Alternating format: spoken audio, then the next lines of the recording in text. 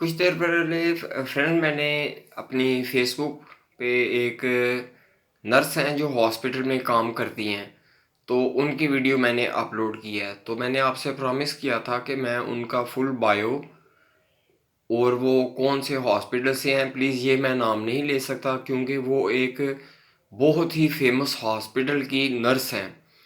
اصل میں یہ چیز ہے، یہ ہے کہ آپ کو اویئرنیس اور یہ بتانے کے لیے کہ جب آپ ہاسپٹل میں جاتے ہیں کہ وہاں پہ آپ کو کیسے کیسے ایکسپیرینس کا سامنا کرنا پڑتا ہے، جو کہ میرے ساتھ بھی کبھی کبھی ہوا ہے، لیکن ایسا کام میرے ساتھ کبھی نہیں ہوا کیونکہ میں نے سروس ہاسپٹل اور اے ایم سی ہاسپٹل اور گرکی ٹرسٹ اور Kharian hospital C M H, اور یہ بھی ایک سرکاری ہاسپٹل ہے۔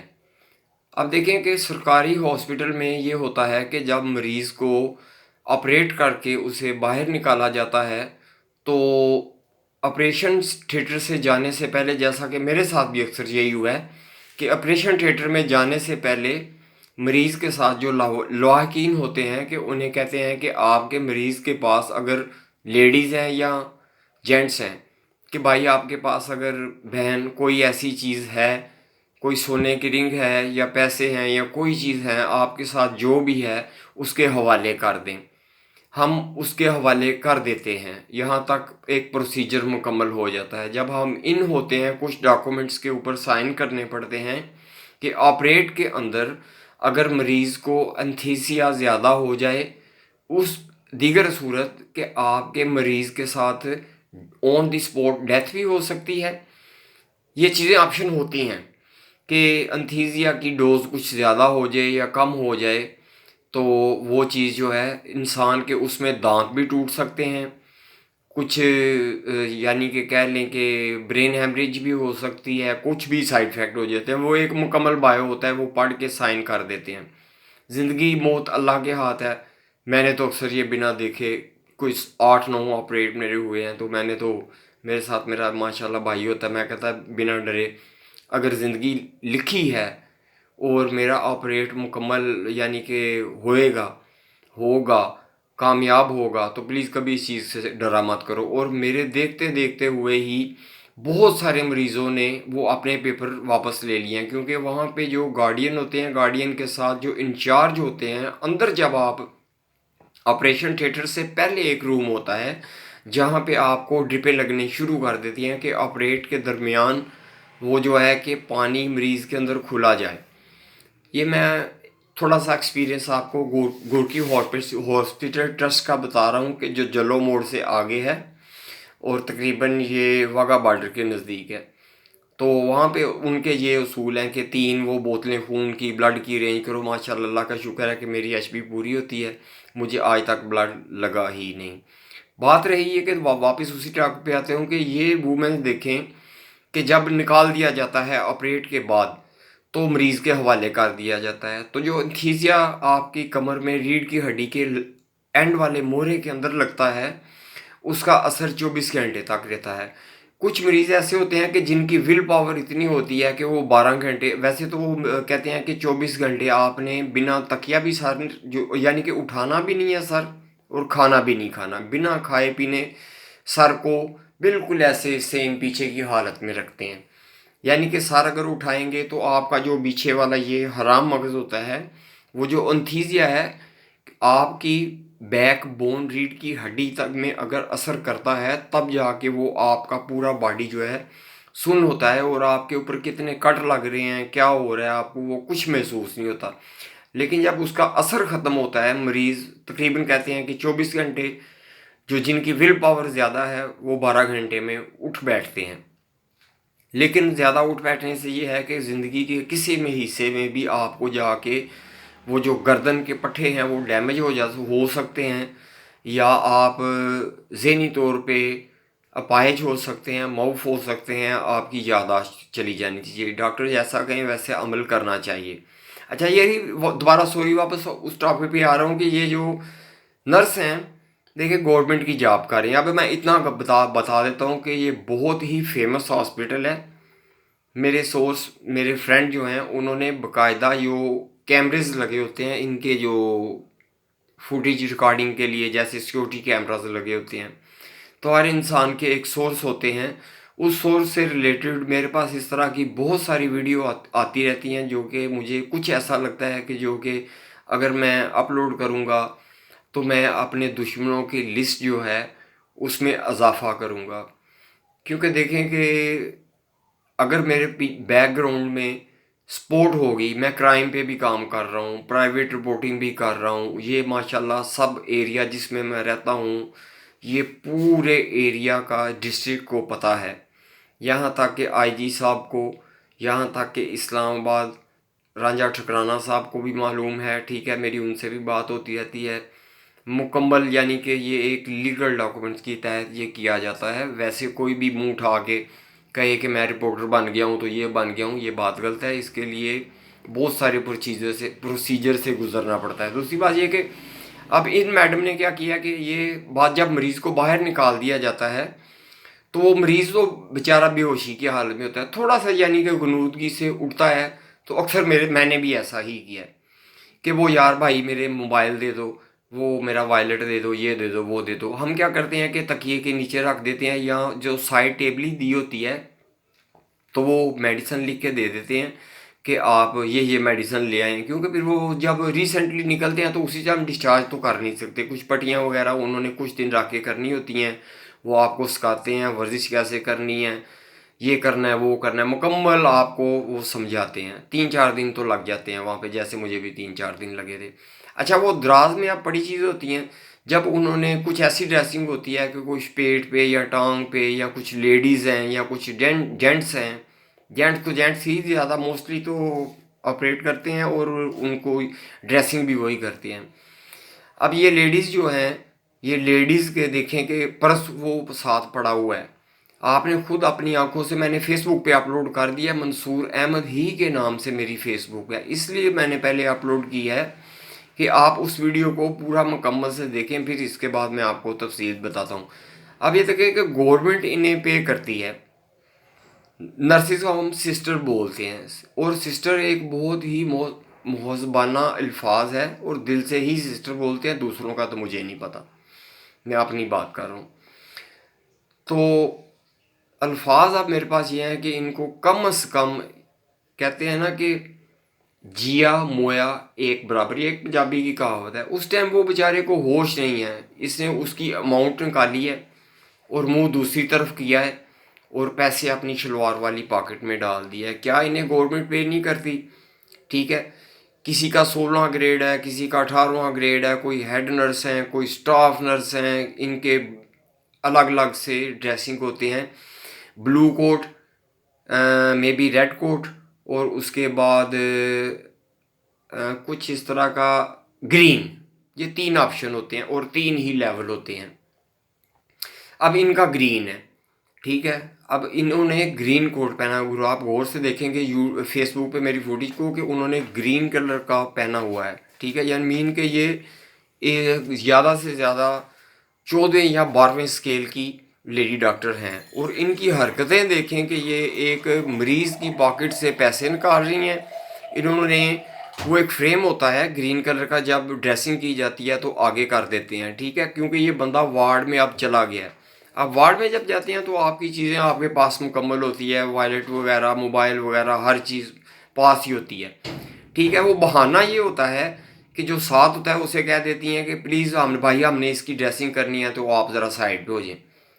چاہے وہ آپ کی بھائی ہے، بہن ہے یا کوئی بھی ہے، مجبوراً پھر ان کی بات ماننی پڑتی ہے. وہ آگے ریلنگ سی گرین سی کرتی ہیں، آپ کی میڈیسن کہاں ہیں؟ جی دراز میں پڑی ہیں. انہوں نے خود ہی میڈیسن نکالنی ہے. اب مے بی اس میں آپ کا وائلٹ پڑا ہے، مے بی اس میں آپ کا موبائل پڑا ہے، کچھ قیمتی ڈاکومنٹس پڑے ہیں یا کچھ ایسی ویسی چیز پڑی ہے، تو وہ ہاتھ کی صفائی دکھا جاتی ہیں جیسے کہ انہوں نے دکھائی ہے. شیم آن ہر، ان کو شرم کرنی چاہیے.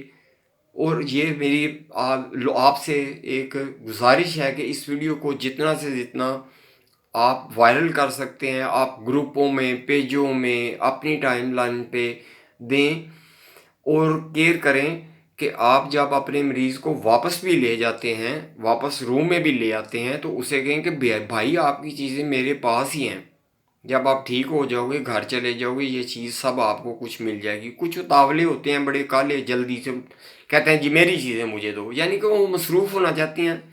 ہاسپٹل میں انسان تو ویسے ہی تنگ آ جاتا ہے، موبائل یوز کرنا یعنی کہ اپنے مائنڈ کو کسی نہ کسی طرف وہ لگانا چاہتے ہیں۔ تو غلطی بیچاری ان کی بھی نہیں ہے، غلطی تو ان کی ہے کہ جو یہ میڈم، ان کا آپ کوڈ دیکھ لیں اور ان کا رینک دیکھ لیں، ان کے ہاسپٹل کا بھی مجھے معلوم ہے، یہ گورنمنٹ کا ایک بہت ہی اعلی پائے کا ہاسپٹل ہے، جہاں سے مجھے یہ میرے ایک پرسنل فرینڈ نے فوٹیج اپنی اس CCTV کیمرہ میں سے نکال کے دی ہیں۔ اس طرح کی فوٹیج میرے پاس آتی رہتی ہیں، جیسے ہی کوئی نیو اپڈیٹ میرے پاس آتی ہے تو انشاءاللہ میں زندگی میں زیادہ سے زیادہ جتنا ہو سکے میں آپ کے ساتھ شیئر کرنے کی کوشش کروں گا۔ آخر میں آپ سے یہی دعا آپ کے لیے یہی ہے کہ پلیز میرے چینل کو، منصور احمد کو لائک کیجئے، شیئر کیجئے، سبسکرائب کیجئے، کیونکہ جتنی میری ویڈیو ہیں اویئرنیس پہ ہیں، ینگ پہ، اولڈ پہ، بہنوں پہ، بھائیوں پہ، اس طرح کے جو نالج والے ہیں، اور پلیز میں آپ سے ایک وعدہ لینا چاہتا ہوں کہ میری ویڈیو کو اینڈ تک دیکھا کریں۔ ہو سکتا ہے کہ میرا ٹاپک اوپر ٹائٹل کچھ اور لکھا ہو، پھر یہ ہے کہ جیسے جیسے مائنڈ میں ایک چیز آتی جاتی ہے وہ آہستہ سے پھر وہ میں نہیں یہ دیکھتا کہ ویڈیو کتنی لمبی بن رہی ہے، ٹھیک ہے، وہ پھر میں ایک مکس آپ کو پوری کی پوری معلومات دے دیتا ہوں۔ تو ان چیزوں سے بچا کریں۔ دوسرا یہ کہ آج جس سٹی میں میں رہ رہا ہوں، میں نے دیکھا ہے کہ بہت ویل ڈریسڈ، آج جمعہ کا دن تھا، جمعہ مبارک تھا، تو جاب پہ گیا ہوں، کام پہ گیا ہوں، وہاں پہ ایک لیڈیز آئی ہیں، انہوں نے موبائل نکالا ہے اور چیک کروایا ہے، میں ساتھ کھڑا تھا کچھ کام کے لیے، تو ایک غریب مانگنے والا آیا، اسے انہوں نے 50 روپے نکال کے دے دیے۔ حالانکہ بیگر، فقیر، جسم فروشی والوں کو، جواریوں کو، ان چیزوں کو پہلے ایکسپوز کر کے میں اپنے دشمن بہت زیادہ پیدا کر چکا ہوں، ٹھیک ہے۔ مزید میں ایکسپوزنگ پہ ابھی ویڈیو کم کر رہا ہوں، کرائم رپورٹنگ پہ کم کر رہا ہوں، کہ جو کہ مجھے سیکوینس یا اس طرح کی رائٹنگ یا جو کچھ ہوتا ہے پہلے ملتا ہے، اس کے اوپر میں باقاعدہ پروف سے، ہر جگہ سے، ویب سے، جہاں جہاں سے مجھے ریئل معلومات حاصل ہو سکتی ہیں، میں چاہتا ہوں کہ وہ آپ تک پہنچے۔ اگر ان میں سے کچھ ریئل معلومات میں بھی کچھ ایسا ہوتا ہے کہ آج وہ جس طرح کے ریلوے وہ اپنا موٹر وے والی فوٹیج اپلوڈ ہوئی تھی، اس کے بعد وہ مزید کھلتی گئی ہیں، اینڈ پہ آ کے کیا نکلا کہ وہ بندہ پہلے کہا جی فوٹا باس کا ہے عابد، وہ فوٹا باس کا نہیں، وہ بدو ملی کا نکلا ہے، بدو ملی کے شہر کے اندر سے وہ پکڑا گیا ہے، ٹھیک ہے۔ میرا گاؤں بھی بہاولپور ہے، فوٹا باس والی سائڈ پہ ہے، بدو ملی کو میں بہت اچھی طرح جانتا ہوں، ان کی بہت تنگ باریک گلیاں ہیں، زیادہ تر وہ وہاں کے لوگ جو ہیں وہ یہ کہہ لیں کہ پیری مریدی والے ہیں، تو یہ بندہ وہاں پہ جا کے چھپا ہے۔ اور بات یہ رہی کہ کچھ وہاں پھیلتی رہی کہ پہلے پولیس پہنچی، پہلے وہ پہنچا نہیں، پہلے سب سے پہلے ہمارا جو جوان وہاں پہ پہنچا ہے، علی عباس اس کا نام ہے، سلوٹ کرتا ہوں اس انسان کو کہ اس انسان نے اس بہن کی جس طرح مدد کی ہے، اور علی عباس بھائی کی ابھی بھی میرے پاس ویڈیو سیو ہے، وہ میں کبھی ڈیل نہیں کروں گا۔ اس طرح کے جوان بہت کم پیدا ہوتے ہیں۔ سلوٹ علی عباس صاحب ڈولفن فورس کے ہیں، سب سے پہلے یہ افواہیں ہیں کہ پولیس پہنچی، اس نے اس کو کال کی، اس نے اس کو کال کی، بنانے والے کہانیاں گھڑ لیتے ہیں۔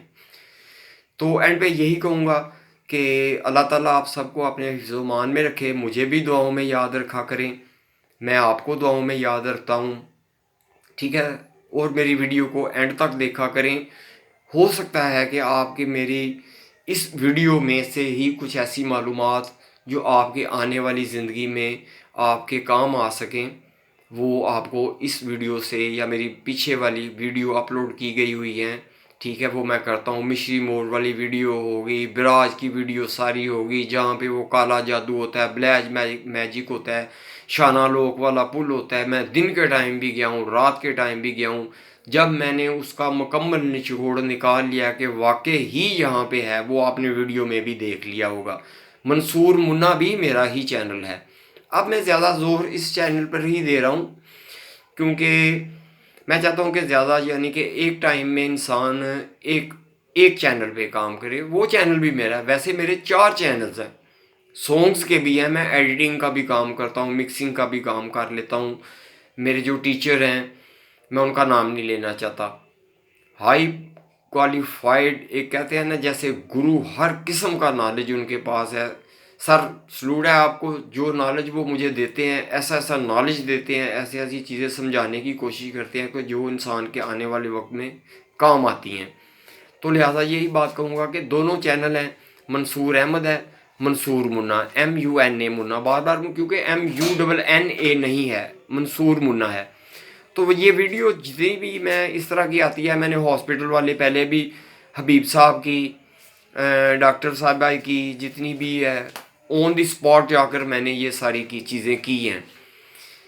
लेकिन क्राइम में इंसान को, क्राइम रिपोर्टिंग पे जब इंसान आ जाता है तो उसका ख़तरा बढ़ जाता है, क्योंकि बैकग्राउंड पे जो है, एक वक्त में आप अगर कॉल करते हैं तो आपके पास गनमैन या आपको सपोर्ट करने वाले ऐसे चीज़ें आ जाती हैं। तो मैं बारहा यही कहूँगा कि मेरे तो दो जो 4 मेंबर मेरे साथ हैं, जो मेरे साथ मिलके काम करते हैं, मैंने उनको बाइक के लिए भी काम कहूँ ना कि बाइक लेके आ जाओ, आज ये करने जाना है, तो वो मेरे किसी काम के नहीं है। अब मैं अकेला तनहा जो है अपना वर्क जो है वो भी करता हूँ, जिस जगह पे मैं काम करता हूँ कोशिश करता हूँ वहाँ पे भी अच्छे से अच्छा टाइम दूँ।